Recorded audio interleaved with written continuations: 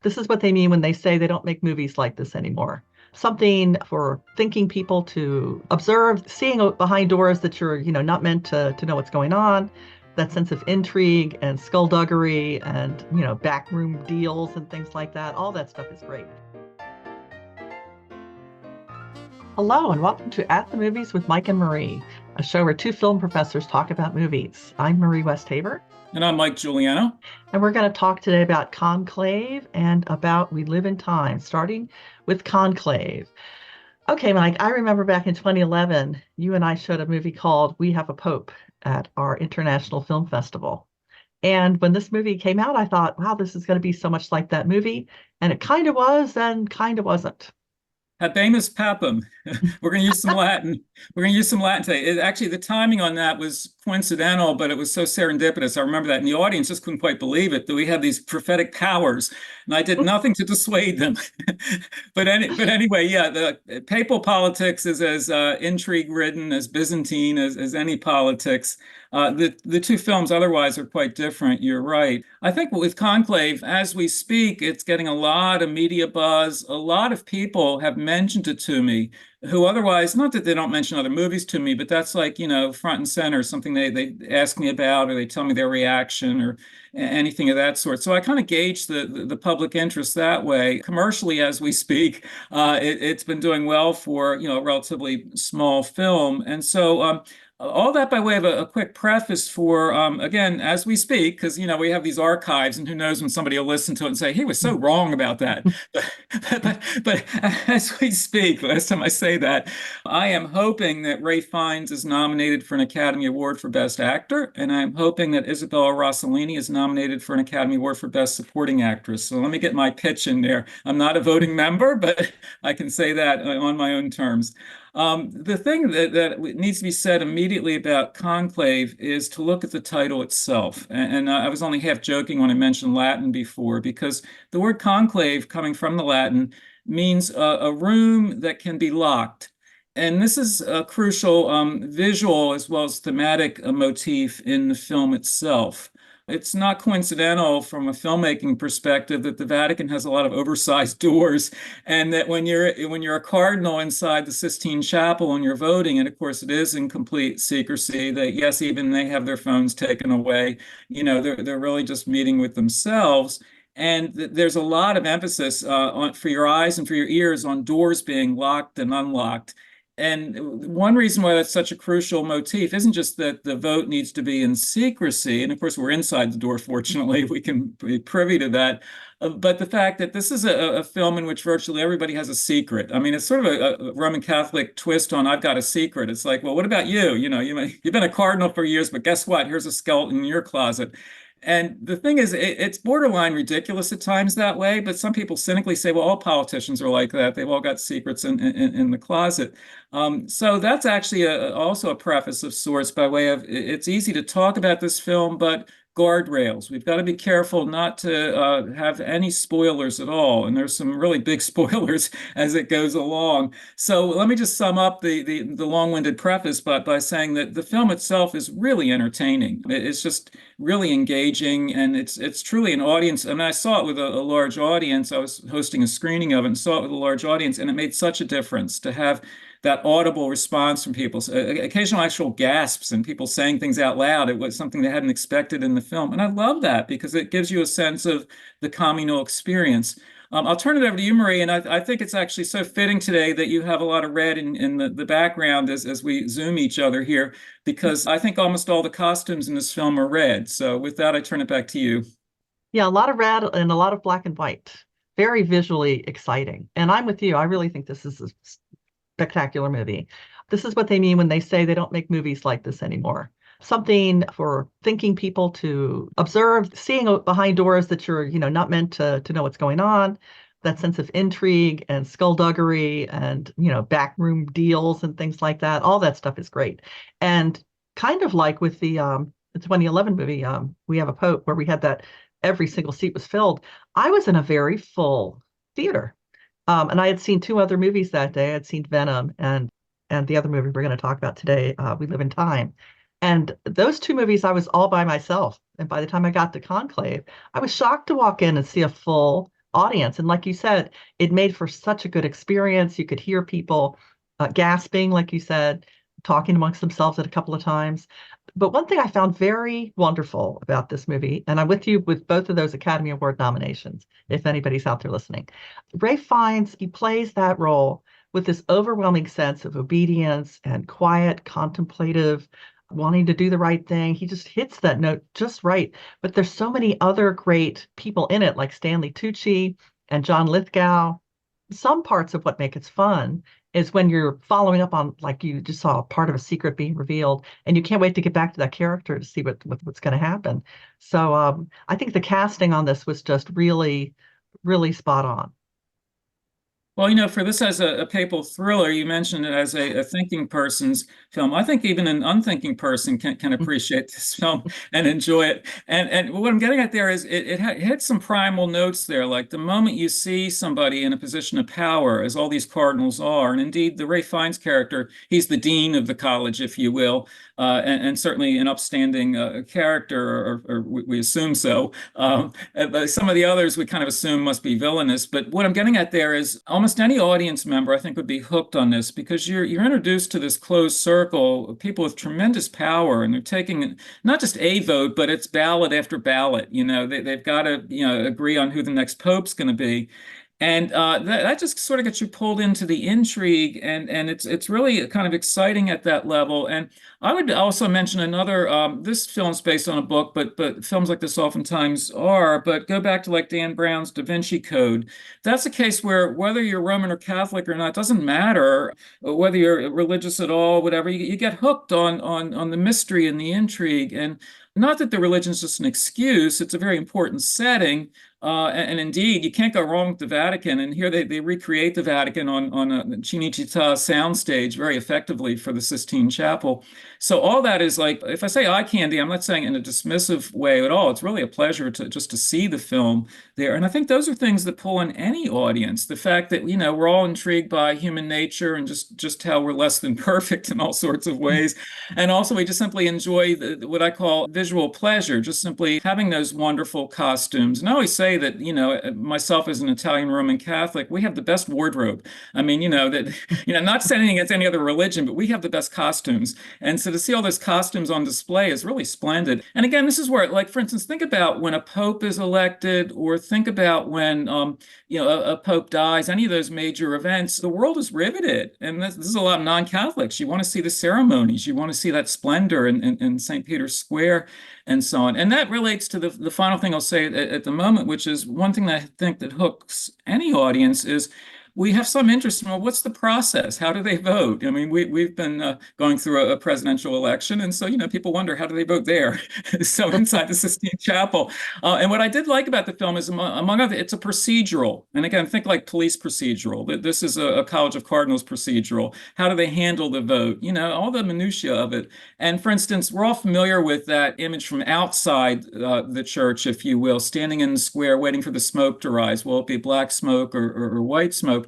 Here, though, and you get to see that, but here you also get to see on the inside, there's got to be a guy, a bureaucrat, a technocrat who sits at a desk and knows which button to press so you know which color smoke you're going to get. I love details like that. I learn things from, and I think, well, if I ever, look to change jobs, that could be a job. And now I have a new skill set for setting up the right color smoke.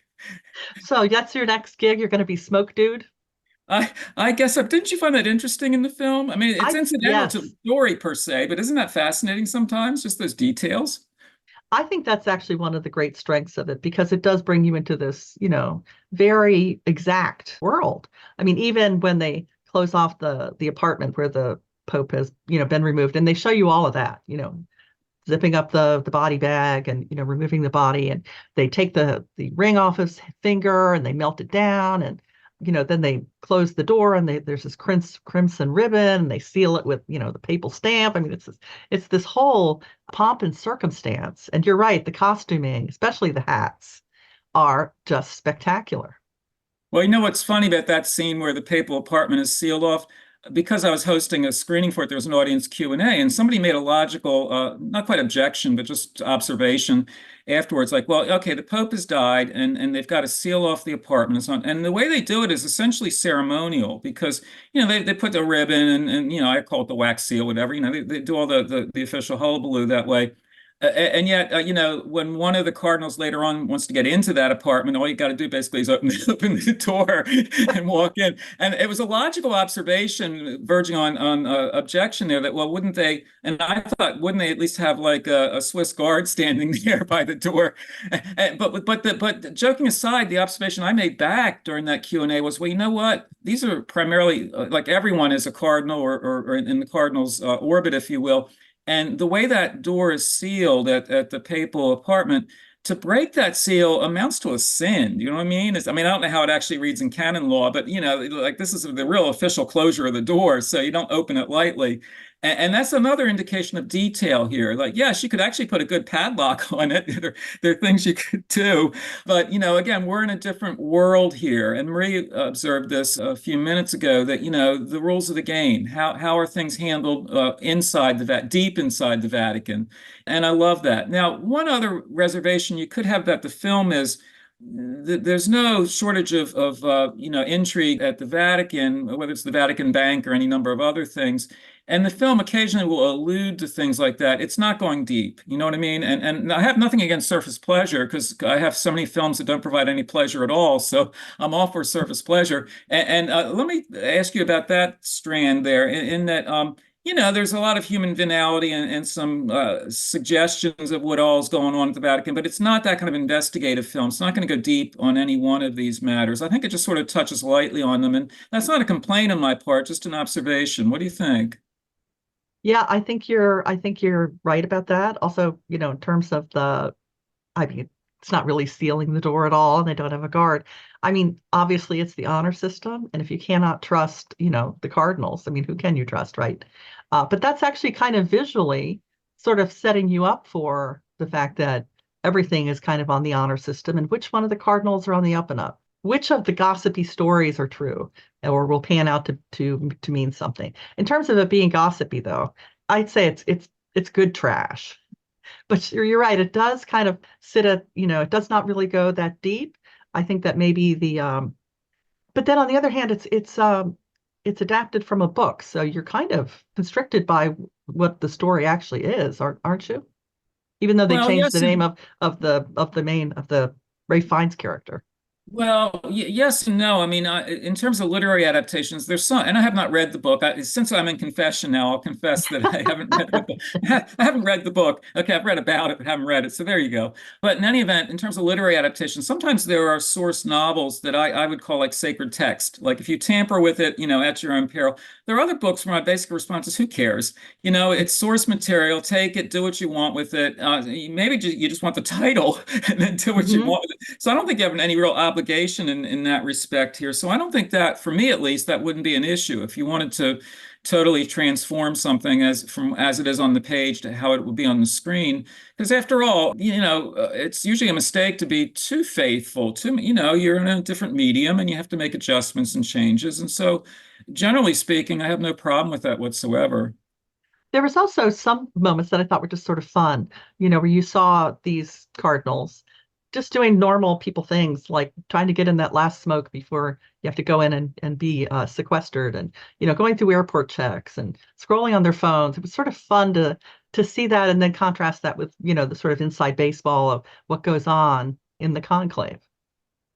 Speaking of the cigarettes, yes, a lot more of them smoke than you would expect, but one of the advantages of the smoking, if I can put it that way, is this is very much an inside movie, as we've been saying, a locked door and you're on the inside. But when they take a break or when they're waiting to go into a meeting, there are, of course, interior courtyards. And that's where the film visually plays some really interesting, what I call inside outside games that way, that occasionally from that claustrophobia, even if it's a Sistine Chapel closed in like that, to be able to go out into a courtyard. And there actually are scripted references in the dialogue to like that, well, a breath of fresh air type dialogue, to be able to be outside. And then without spoiling anything at the end of the film, the significance of doors opening and closing, who's coming, who's going, and so on. And it's not just a matter of among the cardinals themselves, but also gender factors in.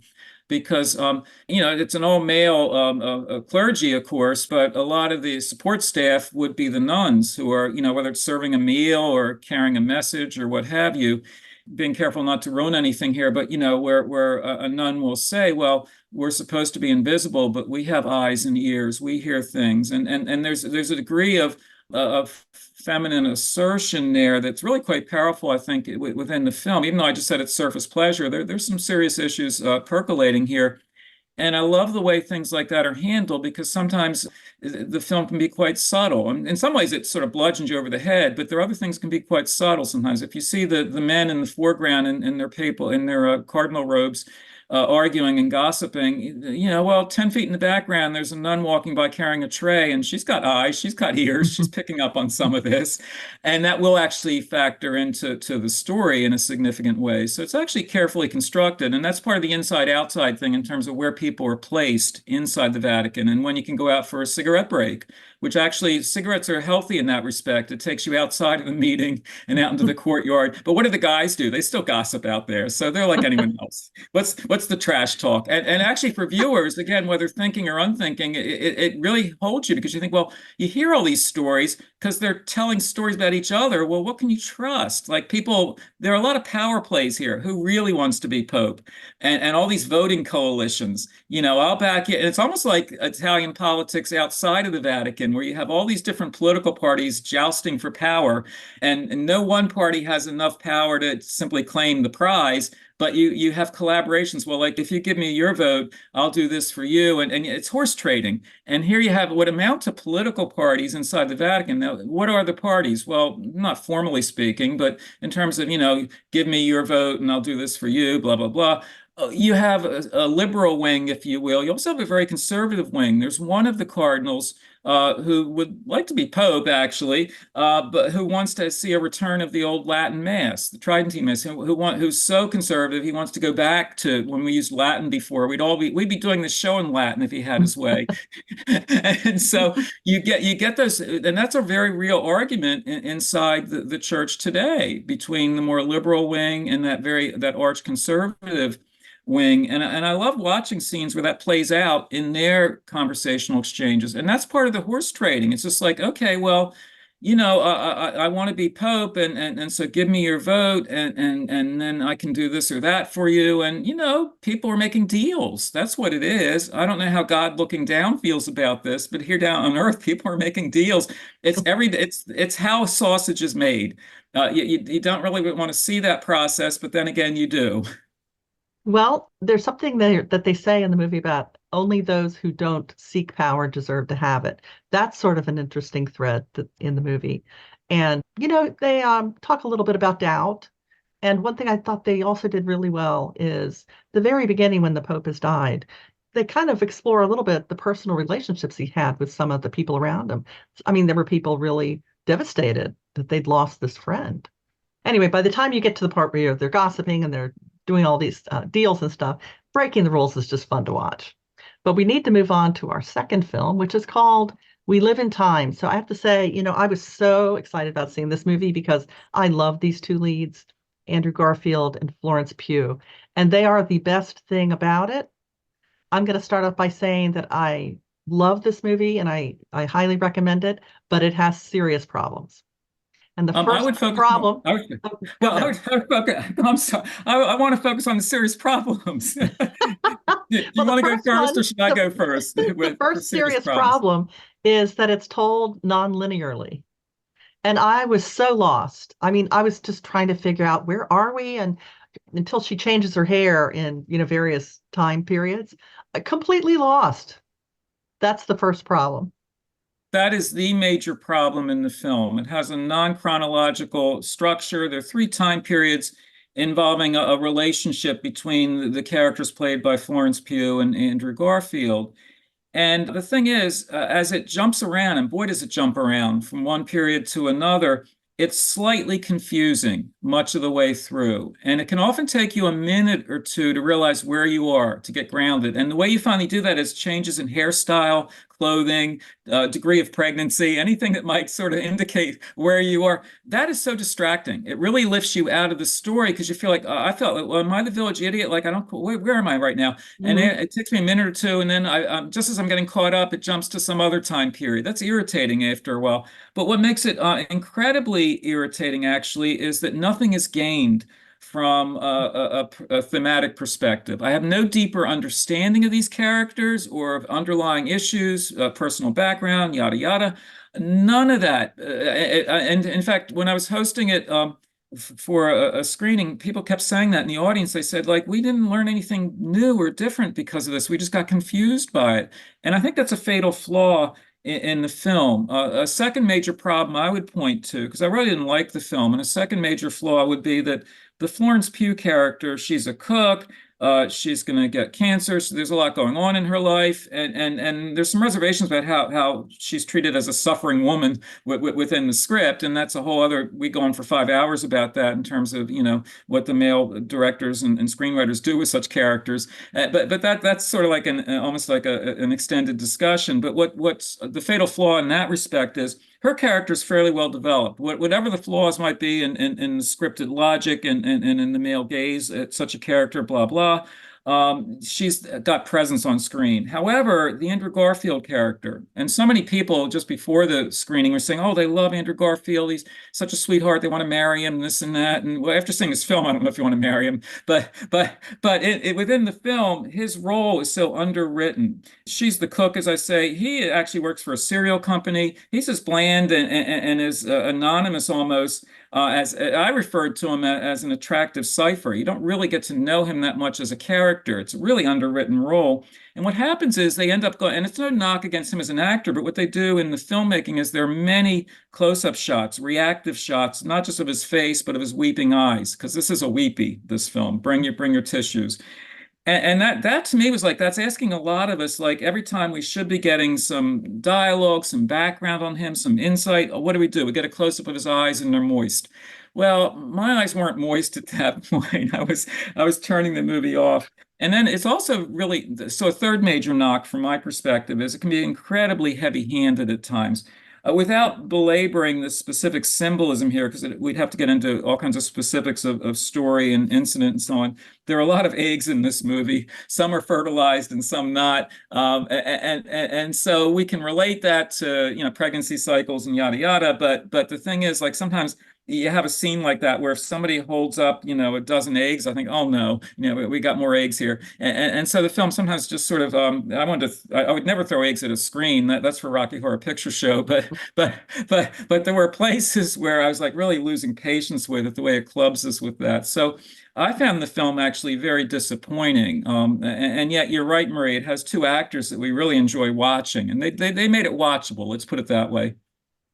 Oh, I just think in so many ways this film should have been so much better because I thought, for example, it had the right amount of humor. I thought the dialogue between the characters was good. The fights they had felt real. But some things were just unforgivably misses, like the fact that Andrew Garfield supposedly worked at like Weetabix or something. It had absolutely nothing to do with the story at all, and you never saw him at work. It was underwritten, I mean, to the max. The second thing that I really thought was a real problem, just in terms of suspending disbelief. Who leaves a hotel to go buy some pens in a bathrobe?